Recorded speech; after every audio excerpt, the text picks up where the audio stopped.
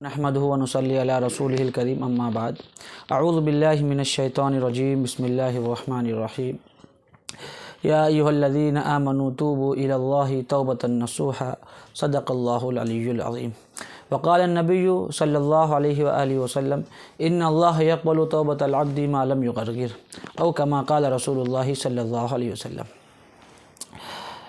اللہ تعالیٰ نے یہ واضح ارشاد فرمایا ہے قرآن پاک میں، اور ایمان والوں سے یہ خطاب ہے، اے ایمان والوں سچی پکی توبہ کرو۔ اور حدیث شریف میں نبی علیہ الصلوۃ والسلام نے فرمایا کہ بندے کی توبہ اس وقت تک قبول کی جاتی ہے ما لم یغرغر، جب تک کہ اس کی جان حلقوم تک نہ پہنچ جائے۔ ہمارے ذہنوں میں بڑے اشکالات ہوتے ہیں، بعض اوقات بہت سی چیزیں ہمارے ذہنوں میں گھر کر جاتی ہیں، اور وہ ایسی چیزیں ہوتی ہیں جن کی وجہ سے ہم پریشان ہوتے ہیں، مصیبت میں پڑتے ہیں۔ لیکن اللہ تعالیٰ نے ہم سے اسی لیے کہا ہے کہ جب بھی تمہارے ذہنوں میں کوئی خیال آئے، کوئی وسوسے آئے، تو اللہ تعالیٰ کی طرف رجوع کرو، اللہ تعالیٰ سے توبہ کرو۔ ہم نے کیونکہ دنیا جو اللہ تعالیٰ نے بنائی ہے یہ ایک امتحان کی غرض سے بنائی ہے، یہ دنیا ایک امتحان گاہ ہے۔ یہاں انسان کو مصیبت بھی آتی ہے، یہاں انسان کو پریشانی بھی آتی ہے، یہاں انسان تکالیف میں گھرا رہتا ہے۔ ایک انسان آپ دیکھتے ہیں وہ زندگی بھر پریشان رہتا ہے، بڑی مصیبتوں میں رہتا ہے، اور ایک دوسرا انسان ہے جو بڑا خوشحال ہے، کبھی اس نے پریشانی نہیں دیکھی، کبھی اس نے کوئی مصیبت نہیں دیکھی۔ تو یہ قاعدہ کلیہ نہیں بنتا کہ اللہ اس شخص سے راضی ہے جو خوش ہے، جس نے تکلیف نہیں دیکھی، اور اس سے ناراض ہے جو پریشانی میں ہے، جو تکلیف میں۔ یہ کوئی قاعدہ کلیہ نہیں ہوتا، کیونکہ اللہ تعالیٰ نے ایک دنیا کو امتحان کے لیے بنایا ہے، اور نبی علیہ الصلوۃ والسلام کا فرمان ہے کہ الدنیا سجن المومن وجنت الکافر، جو دنیا ہے مومن کے لیے قید خانہ ہے اور کافر کے لیے جنت ہے۔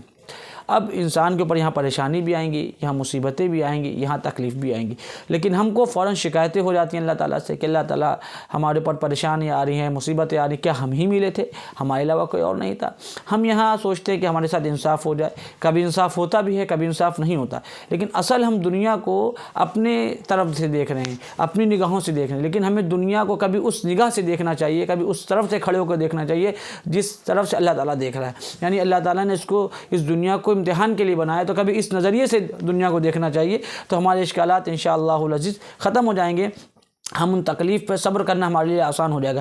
اللہ تعالیٰ نے یہ دنیا امتحان کے لیے بنائی ہے، اللہ تعالیٰ کہہ رہا بھائی یہ امتحان ہے، اس کے بعد جو دنیا ہے، اس کے بعد جو تم کو ہم دیں گے وہ ایسی نعمتیں ہوں گی جس کو کبھی تم نے سوچا نہیں ہوگا۔ ما لا عین رات ولا اذن سمعت ولا خطر علی قلب بشر، کسی آنکھوں نے دیکھا بھی نہیں ہوگا، کسی کانوں نے سنا نہیں ہوگا، اور کسی انسان کے دلوں پر کبھی اس کا گزر نہیں ہوگا۔ ایسی چیز دے گا نا، ایسی جنت دے گا جس کی نعمتوں سے ہم لطف اندوز ہوں گے۔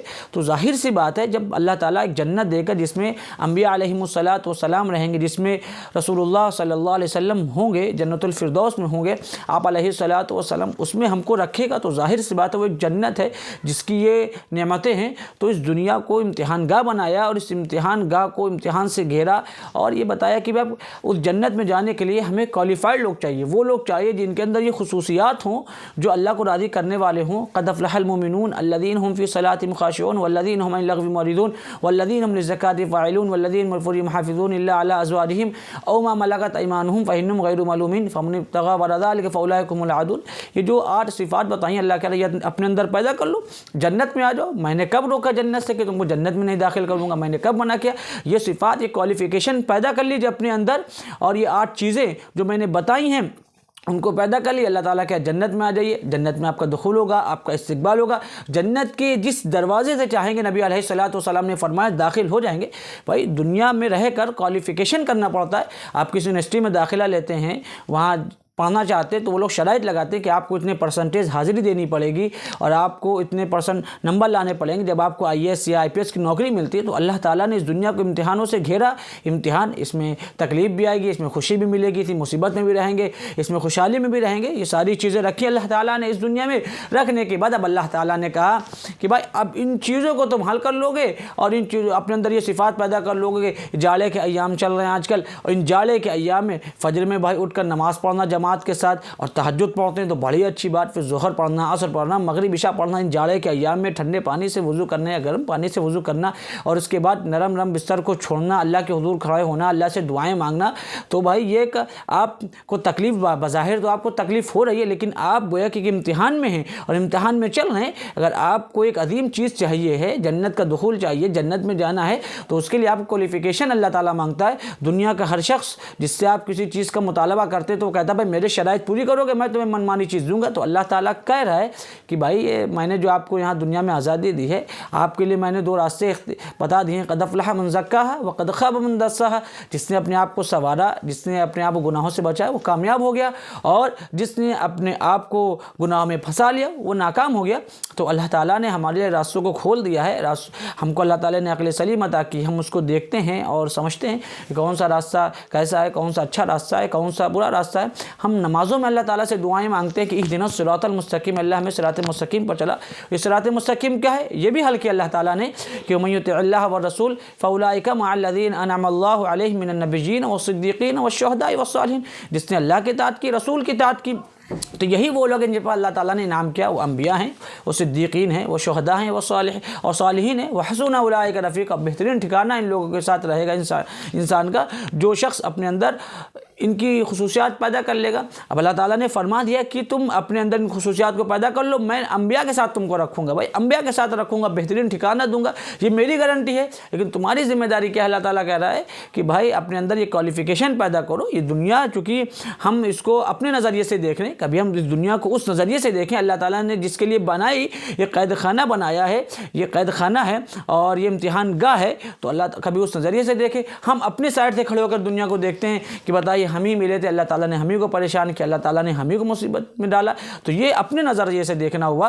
ہماری زندگی کیا 50 سال 60 سال 70 سال 80 سال کی زندگی کے بارے میں ہم دیکھ رہے ہیں. اللہ تعالیٰ جو ہم سے ہم کو بتا رہا ہے, اللہ تعالیٰ نے جس چیز کا ہم سے وعدہ کیا ہے وہ اللہ متناہی زندگی, کبھی ختم نہ ہونے والی زندگی, جس میں نعمتیں ہی ہیں, جس میں کبھی پریشانی نہیں آنی, جس میں کبھی مصیبت نہیں آنی, جس میں کبھی تکلیف نہیں آنی, جس میں کبھی موت نہیں آنی. اللہ اس زندگی کی بات کر رہا ہے. تو اس زندگی میں جانے کے لیے اور اس جگہ میں جانے کے لیے ظاہر سی بات ہے ہم کو قربانیاں دینی پڑیں گی, ہم کو امتحان کو پاس کرنا پڑے گا. تو قرآن پاک نے فرمایا تبارک الذی بیدہ الملک وہو علی کل شیء قدیر الذی خلق الموت والحیات. اللہ نے موت حیات اسی لیے پیدا کیا لیبلوکم ایکم احسن عملا, تاکہ اللہ جان لے کون اچھا عمل کرتا ہے کون برا عمل کرتا ہے. تو یہ دنیا ہی اس لیے اللہ تعالیٰ نے بنائی ہے کہ اس دنیا کو اللہ تعالیٰ جانچے گا اس دنیا میں کیسے کیسے لوگ ہیں. بھائی جنت ملنا ہے, جنت میں جانا ہے, تو اس کی اپنے اندر خصوصیات بھی تو پیدا کرے. ہر کس و ناکس جنت میں جائے گا. جنت میں جانے والے اعمال بھی تو ہونا چاہیے, ویسے ہم کردار اپنائیں, ویسے اخلاق اپنائیں. نبی علیہ الصلوۃ والسلام نے جو چیزیں فرمائی اس کو اپنے اندر انتخاب کرے. ما آتاکم الرسول فخذوہ وما نہاکم عنہ فانتہوا, جو نبی نے دیا اس پر عمل کرے, اس کو پابندی سے کریں اور اس پر عمل پیرا ہو جائے, اور جن چیزوں نبی علیہ الصلوۃ والسلام نے منع کیا ان سے باز آ جائے.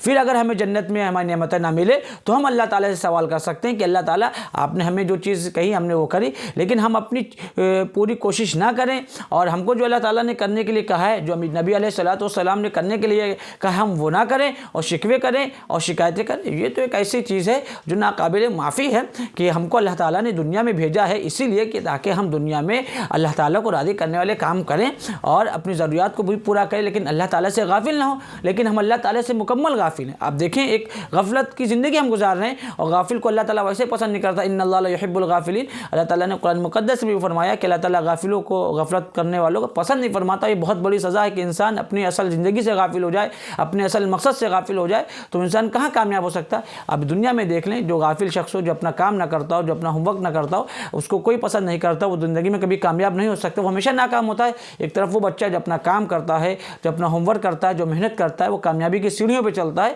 تو یہ اصول ہے اور اصولوں پر دنیا نافذ ہے, اصولوں پہ کامیابی ملتی ہے. تو اللہ تعالیٰ کے ہم سے مطالبات ہیں عزیزان محترم کہ ہم اپنی اس دنیا کی زندگی میں جو امتحان کی زندگی ہے اس میں ہم وہ کوالیفیکیشن اپنے اندر کر کوالیفیکیشن پیدا کریں, اس کے بعد جنت میں جائیں اور جنت کا حصول ہمیں ملے گا انشاءاللہ العزیز, اور انبیاء کے ساتھ ہم کو رہنا ملے گا. وآخر دعوانا ان الحمد للہ رب العالمین.